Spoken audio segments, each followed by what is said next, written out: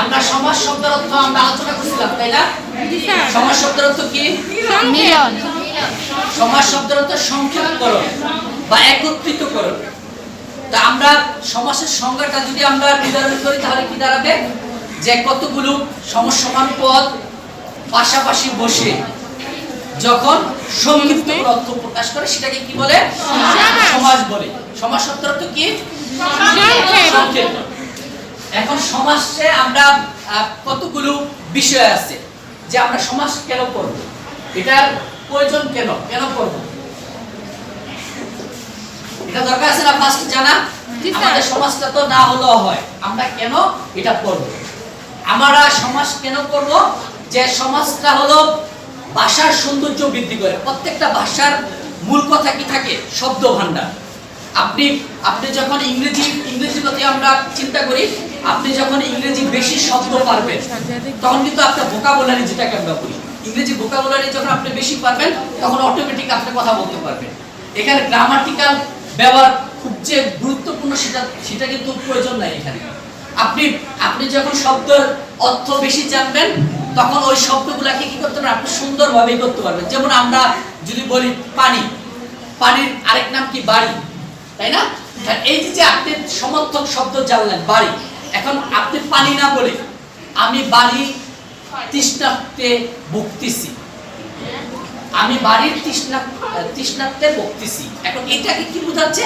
আমি পানির চাহিদা আমার দরকার, সেই পানির পিপাসা কাতর হয়ে আমি কি করতেছি? এর অভাব বোধ করতেছি।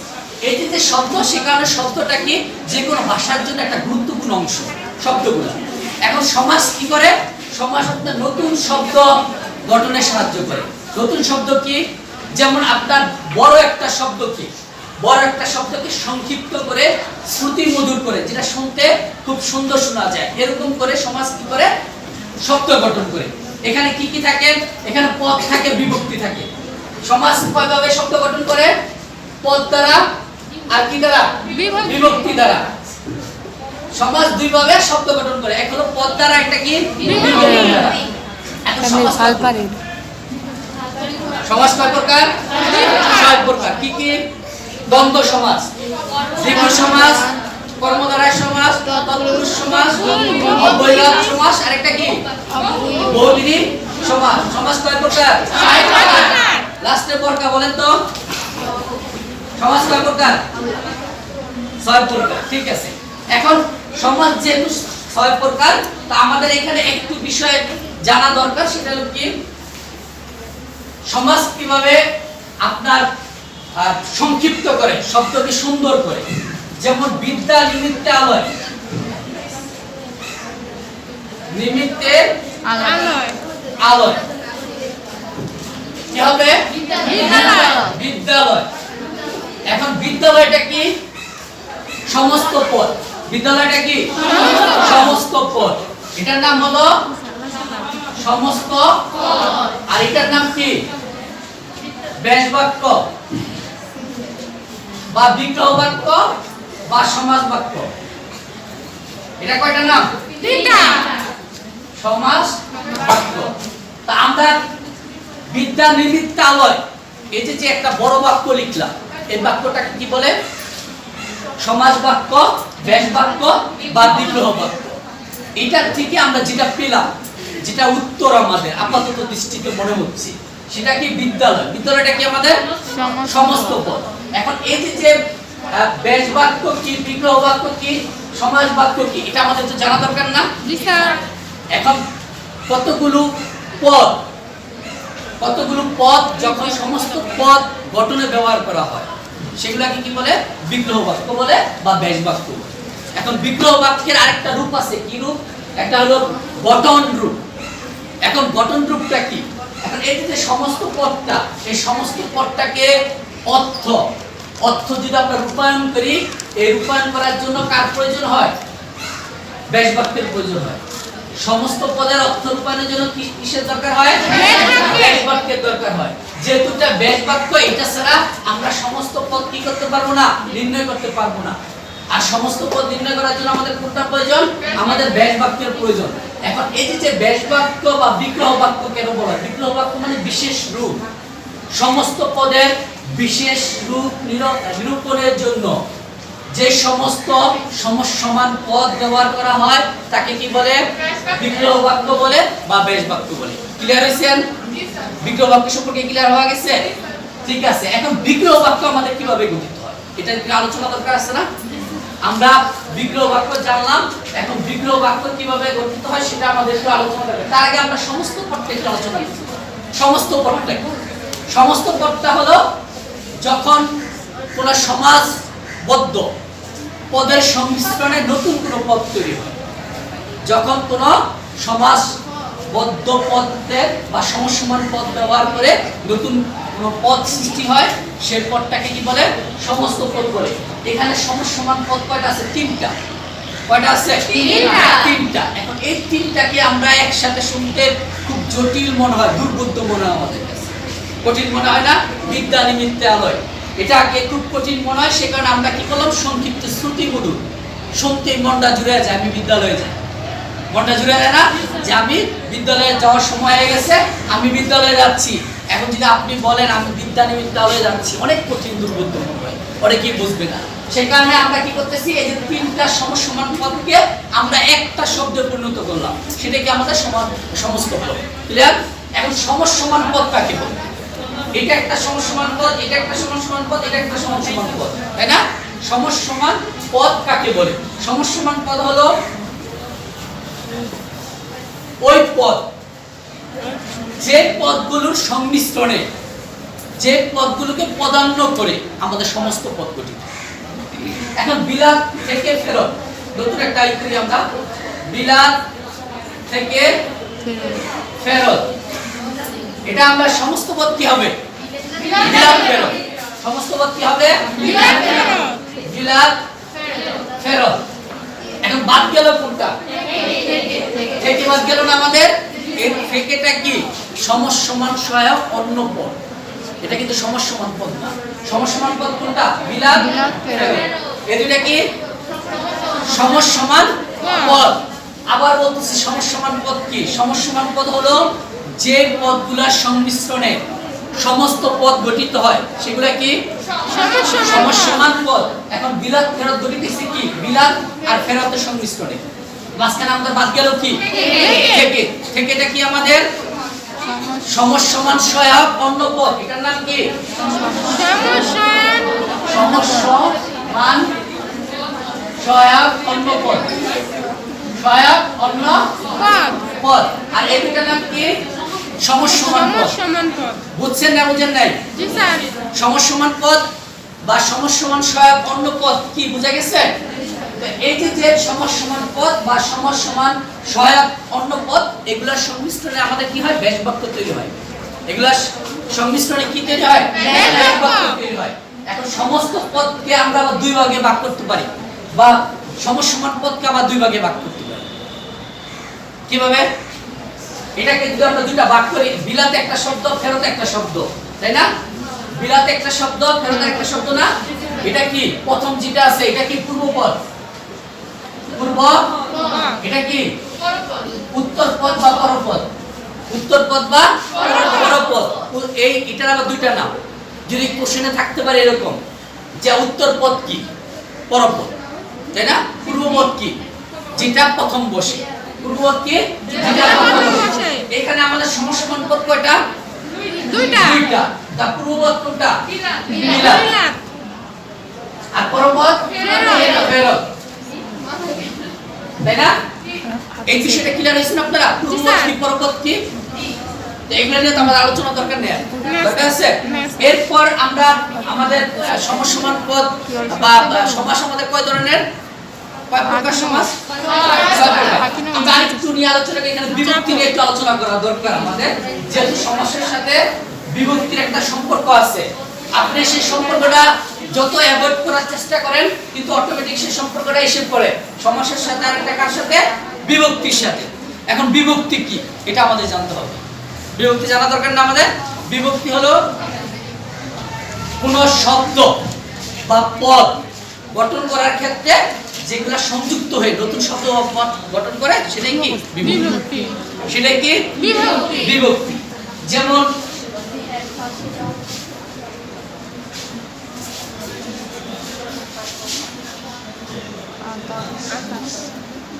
আকাশ পাখি উড়, এটা সেন্টেন্সটা হইছে না স্যার, কোন সেন্টেন্স হয় না, খুব সুন্দর শোনা যায় না, সুন্দর শোনা যায়, সুন্দর শোনা যায় না, খুব সুন্দর আমাদের হয় না। এখন যদি এখানে এটা দিয়ে দেই, আকাশ পাখি, এখানে এটা দিয়ে দেই, এখন কি হলো সেন্টেন্সটা?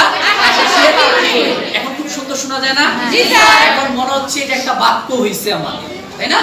আর এই যে একার বসলো, এটা কি আমাদের বিভক্তি? এটা কি আমাদের বিভক্তি? এই যে আকাশে উড়ে, এই যে দুইটা শব্দের ভিতরে আমরা যে একার বসাইলাম, নতুন শব্দ গঠন করলো। প্রথম ছিল একরকম অর্থ, এখন কিন্তু আরেক রকম অর্থ, তাই না? ওইটার ভিতরে উড় একটা শব্দ, পরে উড়ে কিন্তু আরেকটা শব্দ। উড় মানে কি? উড়ন্ত মান বুঝাচ্ছে, আর উড়ে মানে কি? চলমান, present tense, present continuous tense, তাই না? চলতেছে বা ফিরতেছে এরকম বুঝাচ্ছে যেটা। তো এতে যে আমাদের উড়ে মানে চলমান আছে, সে কারণে আমরা এটা কি করলাম?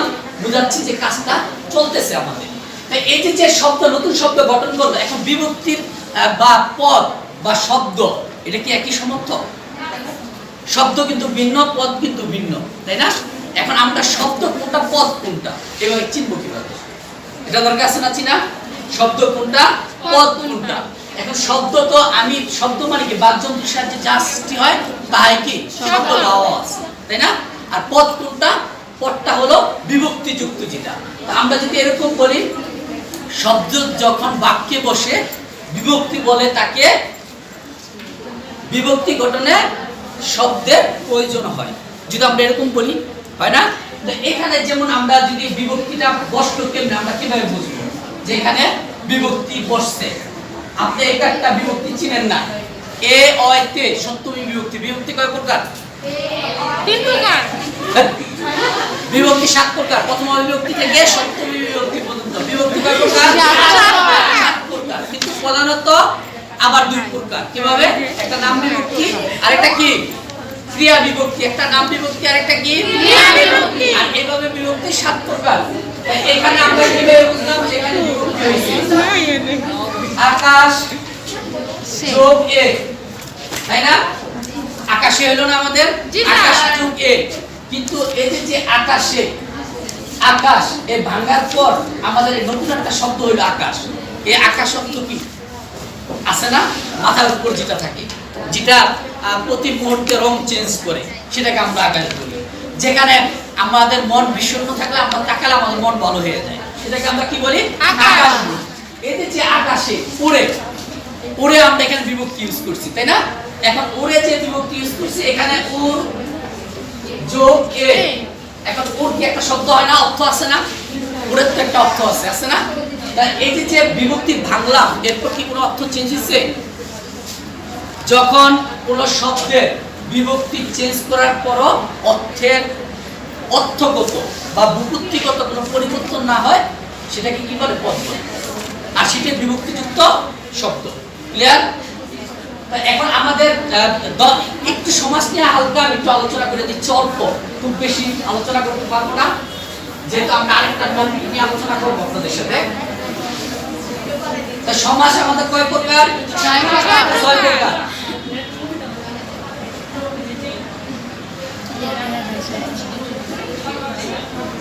উভয় অর্থ প্রাধান্য পায়, উভয় অর্থ প্রাধান্য পায়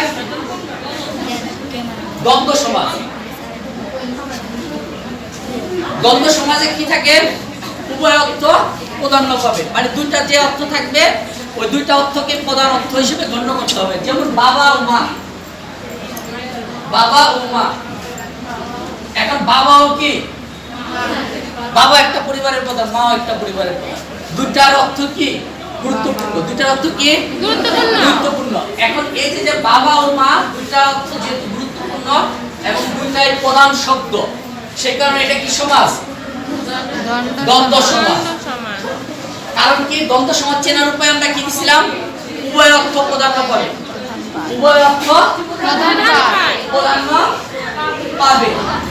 যেহেতু উভয় অর্থ প্রাধান্য পাবে, এখানে বাবা ও মা, বাবারও যেমন গুরুত্ব, মারও ঠিক সম গুরুত্ব।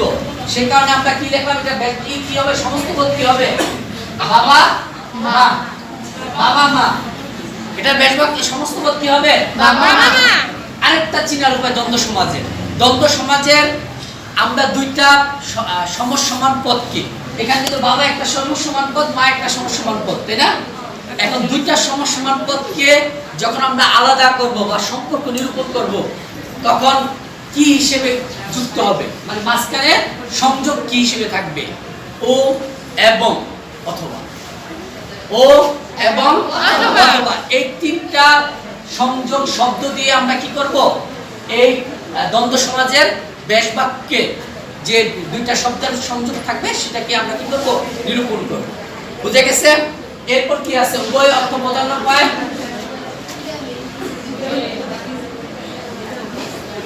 পূর্ব পদের অর্থ প্রদান পায়।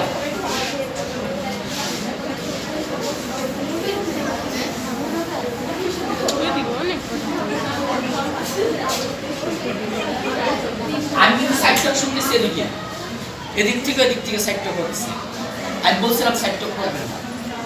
পূর্ব পদের অর্থ প্রদান পাবে।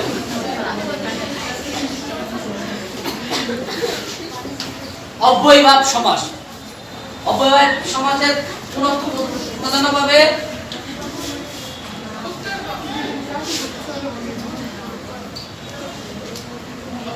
পূর্ব পদের অর্থ প্রদান পাবে। তাই এখন এই যে পূর্ব পদ অব্যয়ভাব সমাজের একটা উদাহরণ বলেন তো বইয়ের থেকে দেখিয়ে, কি আছে অব্যয়ভাব সমাজের? একটা বইয়ের থেকে উদাহরণ বলেন। হ্যাঁ, মরণ, মরণ পর্যন্ত। মরণ পর্যন্ত এটা কি হবে? আমরণ। এখন আমরা বলছি কি পূর্ব পদের অর্থ প্রধান্য পাবে। এখন আমাদের এই যে বেশ বাক্য ছিল, এখানে পূর্বপদ কোনটা? বেশ বাক্যে আমাদের পূর্বপদ কোনটা? মরণ। তাহলে এখানে আমরা কি সমস্ত পদে কিন্তু আমরণ, মরণটাকে কি প্রধান্য হলো না? আমরা কি বলছিলাম যে পূর্বপদ অর্থ প্রধান্য পাবে কি? অব্যয়ভাব সমাজে। বুঝা গেছে? বুঝতে পারছেন? ওকে। এরপর আমাদের কি আছে? অন্য পদের অর্থ প্রধান্য পাবে।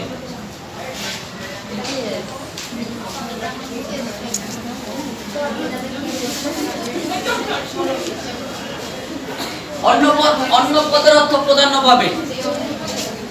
এটা কি? বহুব্রীহি সমাস।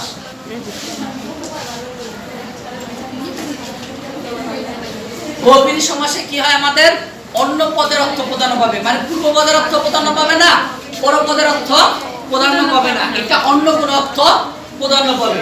এখানে আমরা একটা উদাহরণ দেই, বইয়ে কি আছে বলেন তো একজন বইয়ের থেকে? হ্যাঁ, মহান আত্মা যার। মহান আত্মা যার। এখন মহান কিন্তু আমাদের সমসমান পদ, তাই না? আত্মা সমসমান পদ। যার কি? সমসমান পদ সহায়ক অন্য পদ। সমসমান সহায়ক কি? অন্য পদ হলো কি? যার। আর এই দুইটা যেহেতু আমাদের কি পূর্বপদ, একটা পরপদ। পূর্বপদ কোনটা? মহান। আর আত্মা কি? পরপদ। পরপদ। তাহলে আমরা কি বলছি? অন্য পদের অর্থ প্রদান হবে। এখানে যার অর্থ প্রদান হবে। এটার অর্থ কি? সমস্ত পদ কি? মহান, মহাত্মা, মহাত্মা, মহান আত্মা। হ্যাঁ,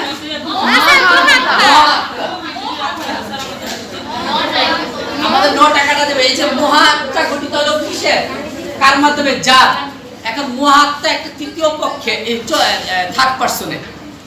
আমি এবং তুমি সেকেন্ড পারসন, তাই না? বাকি যারা আছে এরা থার্ড পারসন। এই যে মহান আত্মা যার, মহাত্মা। এখন মহাত্মাটা কার? ওই যে যার।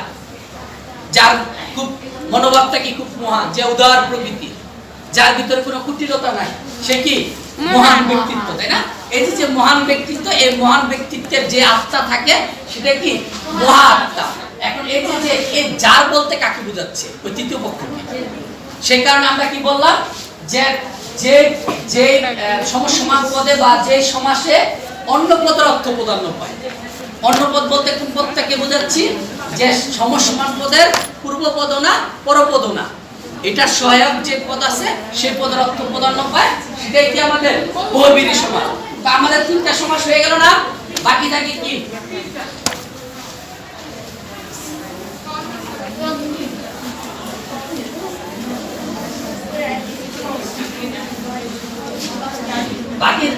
থাকবে আমাদের পরপদের অর্থ প্রাধান্য পাবে। পরপদের অর্থ প্রাধান্য পাবে। এখানে কি দ্বিগু সমাস আর কি থাকে? দ্বিগু সমাস, তৎপুরুষ সমাস, আরেকটা কি থাকে বাকি? তৎপুরুষ, আরেকটা কর্মধারা। তা দ্বিগু সমাসের একটা উদাহরণ দেন। দ্বিগু সমাসের একটা উদাহরণ দেন, কে দিবেন? বই থেকে বলেন দ্বিগু সমাসের কি উদাহরণ আছে? চৌরাস্তার সমাহার।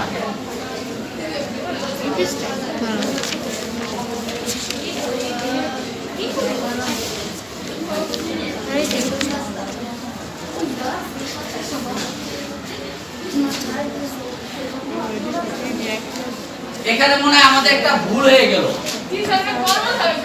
এটা মনে হয় পূর্বপদের হবে।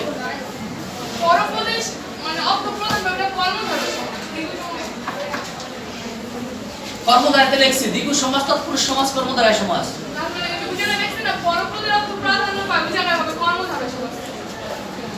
না, এখানে আমাদের তিনটে পরপদের হবে, একটা দ্বিগু সমাস, একটা তৎপুরুষ, কর্মধারয়, তিনটাই পরপদের অর্থ প্রদান হবে। কিন্তু এখানে আমাদের যে ভুলটা হয়েছে আমার মনে হয় এটা পূর্বপদের অর্থ প্রাধান্য পেতে পারে। তারপর আমরা একটু দেখে নিই, কিছু বলবেন? আপনি একটু অবশ্যই বসেন, ক্লাসটা শেষ করে আসেন।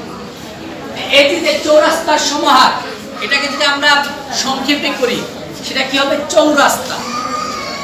এটাকে যদি আরেকটু সুন্দর করে চৌরাস্তার সমাহার না লিখে চার রাস্তার সমাহার বইয়ের ভিতরে একবার সহজ করে দিছিলাম। আমরা আরেকটু সহজ না করে আরেকটু নিয়ে যাই। চার রাস্তার সমাহার, এটা কি হবে? চৌরাস্তা। চার রাস্তার সমাহার, সমস্ত পদ কি হবে? চৌরাস্তা। এখন আমরা কি বলছি? পরপদের অর্থ প্রাধান্য পাবে। পরপদ কোনটা আমাদের? সমাহার। পরপদের অর্থ কি? সমাহার। এখন সমাহার বলতে আমরা কি বুঝাচ্ছি? যেখানে চারটা রাস্তার মিলন ঘটছে, যেখানে চারটা রাস্তা কি করছে? মিলন করছে, সেই রাস্তাকে আমরা কি বলি? চৌরাস্তা। যেমন মাওয়া চৌরাস্তা, মাওয়া চৌরাস্তা বলি না? তারপরে এখানে কি চৌরাস্তা? এখানে তিন রাস্তা কানেকশন। হলদিয়াকে আমরা তিন রাস্তা। আর কই চৌরাস্তা আছে? মালিরঙ্গ আছে আমাদের চৌরাস্তা, তাই না? এই যে চৌরাস্তা, চারটি রাস্তার সমাহার যেখানে, সেটাকে আমরা কি বলি? চৌরাস্তা বলি। এটা বোঝা গেছে আমাদের এখানে সমাহার। সমাহার বলতে কি বোঝাচ্ছে? যেখানে মিলন ঘটছে, যেখানে কি করছে? মিলন ঘটেছে, সেই সমাহারটাকে কি বলি আমরা? চৌরাস্তা। তিন রাস্তার সমাহার তেরাস্তা বা তেমাখা, যেটাই বলি। এরপর কি আছে? এটা আমরা কোন সমাসের উদাহরণ দিলেন? কর্মধারয়, দ্বিগু। এরপর তৎপুরুষ সমাসের উদাহরণ দেন, দেখেন কি আছে?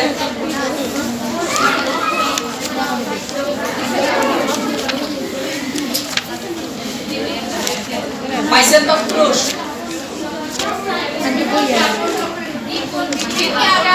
হ্যাঁ, বিপদ, বিপদে আপন্ন, বিপদকে আপন্ন, বিপদ আপন্ন,